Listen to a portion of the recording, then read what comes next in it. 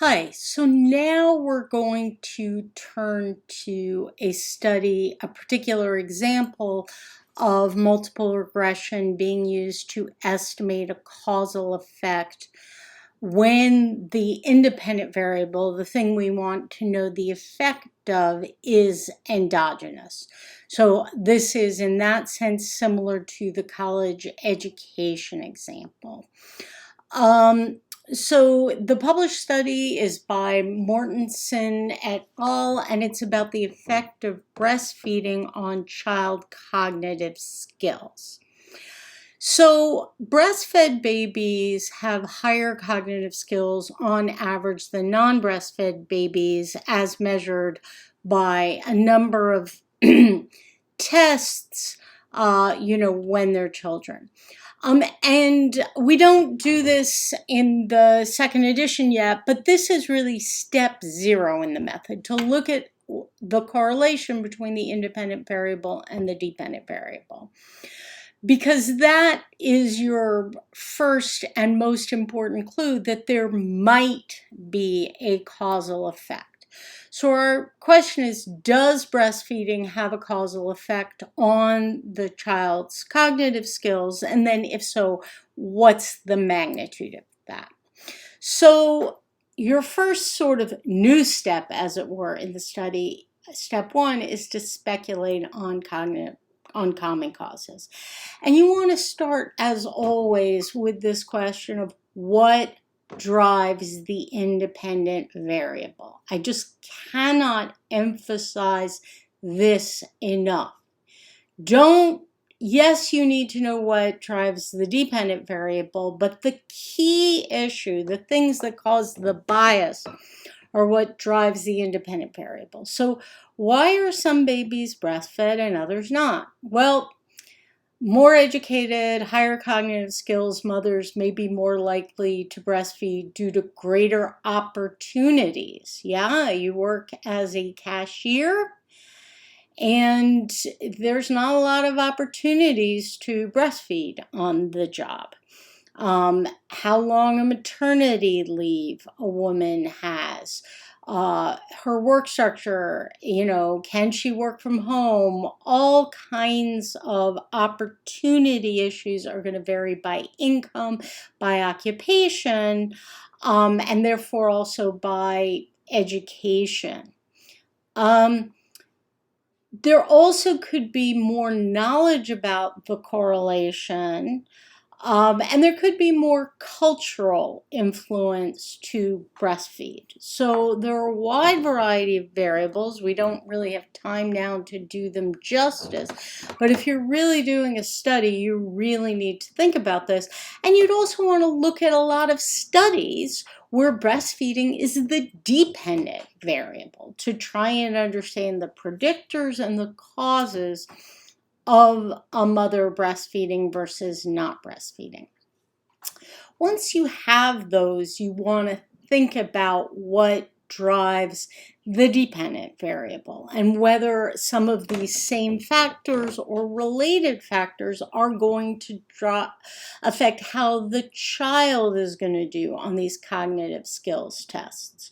So if you're talking about more educated, higher income, higher wealth, higher cognitive skills, culturally upper class mothers, there's a wide set of reasons why their children will have higher scores on these tests. There's a wide variety of behaviors, genes, privileges, great enriching preschool and infant care, all kinds of things which will drive truly higher cognitive skills. And a lot of people are also concerned that the tests are culturally biased as well. So that might drive the test score up, irrespective of the actual skills themselves. So there are a variety of true things. And we're interested in the second step is to basically look at the relationship between the independent variable and all these potential common causes and proxies for them, because of course we often can't get the variable we want. So This is an adaptation of a table from the Mortensen et al. Paper. And you can see that comparing the mothers and their children between the not breastfed and the breastfed, that there are a whole bunch of things. So the mother's cognitive skills test score, the AFQ-T score, differs. So does the mother's education. Breastfed mothers are more educated. Age, they're slightly older. The cognitive stimulation. So this isn't a cause of breastfeeding, but it is something that would affect the dependent variable and is likely related to the kinds of things that drive breastfeeding. Some of the more recent literature would make sure you'd want to be careful about using a variable like this. The emotional support. The gestation, no difference there. So looking at the p-values for the differences, we can see these first 5 were statistically significantly different. Gestation, not really, not statistically significant. Look at that. Birth weight, birth order, whether the family is in poverty, whether the mother smoked in pregnancy, all different. Not the gender of the infant.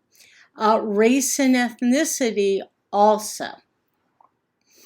And these are odds ratios, also a way of looking at the relationship, very common in medicine and public health, things like that.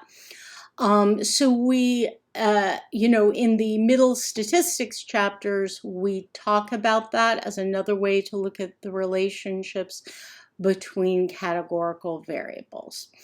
Okay. Oops, sorry. So again, we're seeing meaningful differences in terms of the correlation, the independent variable, and a bunch of common causes or proxies for common causes. So now we're going to see what difference it makes having the controls or not. So this first column is with no controls. The second one is with all controls. So this column is with no controls, and you see the only independent variable in the multiple regression is breastfeeding.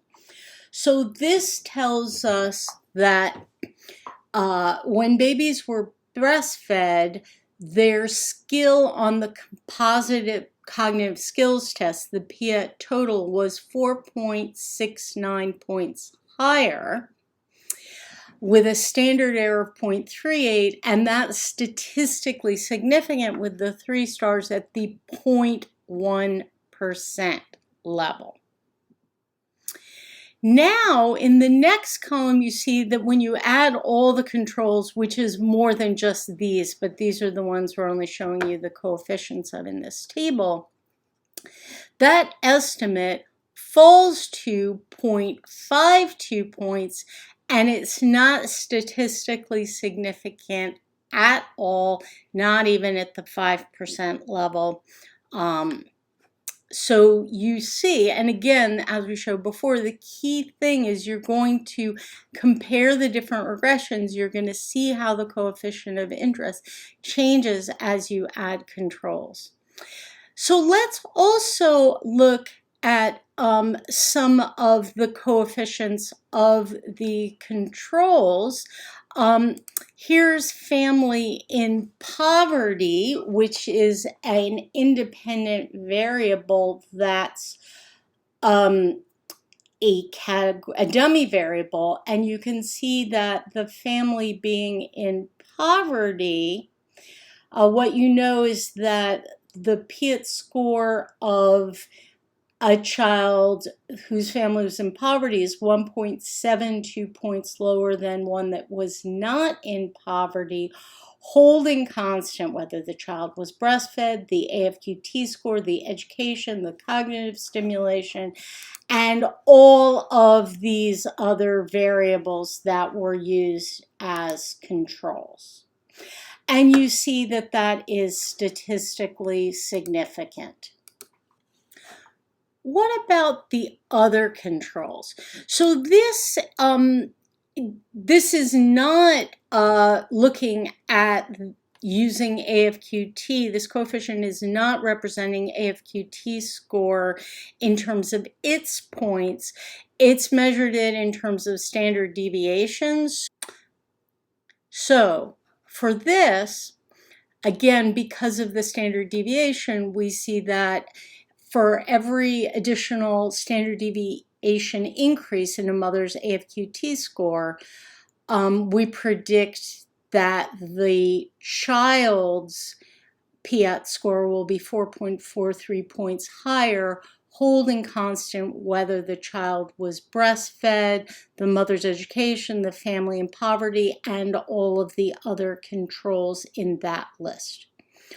Unlike breastfeeding, we're not going to try to interpret this causally. We have not done the work to even justify this as an estimate with all kinds of caveats and, well, we're not sure and we didn't measure this. We haven't done that work.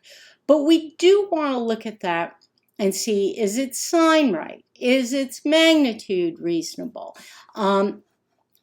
So we see it's the sign that we would expect. And a 1 standard deviation is a big effect, so it's not surprising we see the 4.4 points. We saw poverty went down. Home cognitive stimulation, again, more stimulation, higher child cognitive skills test, higher PIAT score. So all of those are reasonable, and you always want to do that. So again, with no controls, children who are breastfed score an average of 4.69 points higher on the PIAT test than children who are not breastfed. And that's an extremely naive, very bad, terrible estimate. When we control for mother's AFQT, mother's education, family in poverty, mother's smoking, etc., that difference is only 0.52 PIAT points. And it's not statistically significant. So what do we interpret? It seems like breastfeeding doesn't not seem to increase cognitive skills, or certainly not by very much, and nothing like these, sort of massive effects that many people believe. Again, we also were interpreting the coefficients of the controls. They are not our main focus. So multiple regression is used for many different purposes. It's a statistical technique, just like an average, a correlation, crosstabs. Those are all statistical techniques. And it's very important that you not say just because multiple regression, a particular statistical technique is being used, that it's, playing some role and you overinterpret it. So multiple regression is often used purely for prediction. And also, even though people don't conceptualize it that way, description. One of my graduate school professors used to say, it's a best linear predictor. It's a multivariate statistic, just like, correlation is a bivariate statistic. It's a way of describing your data. And it's kind of always valid in that way. But it's also used for causation, and this can be confusing because there's 2 different causal purposes. Sometimes multiple regression is used as a technique to find as many causes as possible of a dependent variable. That's particularly common in epidemiology and in sociology. And sometimes they'll like claim that they just want the association, they don't really want the causes, but yeah, they want at least suggestive evidence about causes. So you'll see multiple regression where kind of all the independent variables or most of the independent variables are all dependent on cause, as all being thought of as causes. You'll also see what we have been emphasizing here, where we're using multiple regression to disentangle a specific causal effect of interest. We're trying to get the most unbiased estimate as possible of one independent variable of interest. So why are we doing that? Why just focus on one X of interest? Why not get as many as possible? Well, as you see, it's really hard to do it right. So, because it's so hard, we want to just get that one right. When you focus on one independent variable of interest, you get to decide which one is the interest. And I have seen in seminars these, people talking past each other. In particular, I've seen the speaker, perhaps an economist, focused on getting that one causal effect. And the other things are controls. And someone in the audience from another disciplinary background perhaps saying, but wait, you're ignoring what's most important. That's the one I think you should be most interested in. That's a really valid point, that maybe you should be more interested in the other one, but it's not, the first person's research topic. So I'm giving you all this warning because everyone who does these things is using multiple regression. They're often just talking past each other and misinterpreting it. The other thing to emphasize, again, as I did before, is from the software's perspective, from the statistics, from the mathematics equations governing multiple regression, the independent variables are all the same. We are thinking of one independent variable of interest and treating the others as controls, and we're choosing our controls using theory, like those causal diagrams, to figure out what should and should not be a control. But from the statistical point of view, from the software, they're all the same. So as we said, a control variable can increase the magnitude, and it can reverse the sign, but those are much less likely. Typical ones are the ones we've seen. Reducing the magnitude and just eliminating an effect or eliminating any statistically significant effect. Just a few things about the language. We use the term control variable to mean the ones that we're using to make this apples to apples comparison, to statistically equalize them. Sometimes people use the term control variable for all the independent variables. So when does low R squared matter? Some people are like, oh, if it's not a high R squared, forget it, your regression's useless. Well, for prediction, the higher the R squared, the better, but low R squared can sometimes be useful.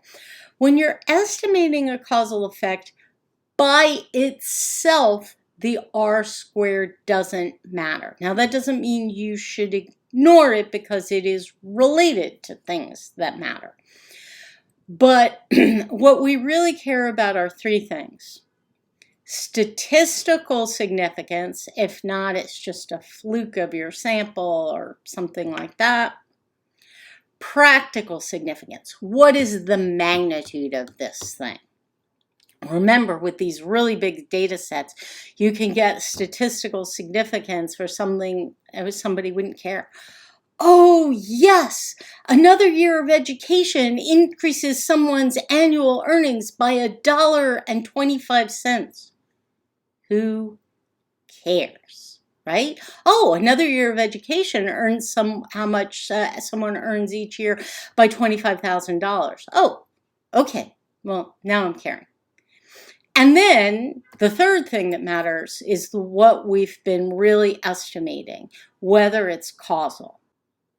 Don't always dismiss low R-squared regressions because social reality is complex. So let me give you an example from health economics. Suppose you're interested in whether financial incentives for physicians affect their treatment decisions. And you have a lot of data across all kinds of physicians and conditions and so on.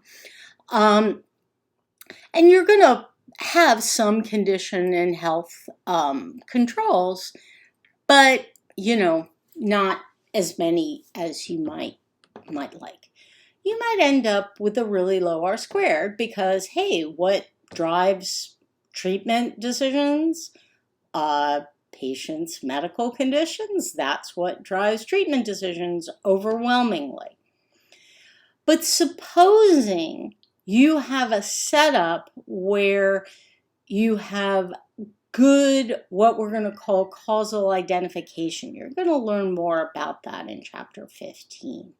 So again, you often don't, but supposing you did, and you got practical significance and you got statistical significance, and it showed, hey, financial incentives to doctors, physicians, other clinicians do affect the treatment. They treat people differently depending on the financial incentives they face. Would you still think that was important with a low R-squared regression? Yeah, you would. Provided you're really confident about the lack of bias and that it's causal. And you have your statistical significance and your practical significance. So, big picture of control variables, thinking about the last chapter on this one. Most widely used methods in the social science, particularly through multiple regression, although a lot of other data analysis techniques that are more advanced, like the propensity score matching we talked about, and a number of the machine learning techniques out there as well, are also essentially control variables techniques. They address common causes. In basic form, they do not address reverse causation, but when you start to add panel data, then you can start, in some cases, to be able to address reverse causation. And almost always, you're stuck with some bias due to unmeasured common causes. So always, always think about them. That's why you want to think of everything that could possibly be driving your independent variable of interest, and think about whether it could be driving your dependent variable, or if it's related to or a proxy for some common causes. And if you can't get those unmeasured common causes, if you can't actually get measures, try and predict the likely direction and ideally even magnitude of the bias. So the key to control variables are thought and common sense to pick the right control variables. It's a skill developed by experience. It's not easy. You want to use path diagrams. And although we haven't emphasized it again in chapter 13, avoid those intervening variables unless you want to do a mediation analysis. But otherwise, you're just undoing part of the causal effect. Okay, so that's it for control variables. The main approach to trying to disentangle a causal effect using observational data. So that's where you're saying, hey, we want to know the effect of breastfeeding on child cognitive skills, of family dinners on teen substance abuse, etc. But we just kind of have to look in the world, use theory, use common sense, try and get the most intelligent control variables. Next, we're kind of going to turn to the polar opposite, randomized experiments. See you then.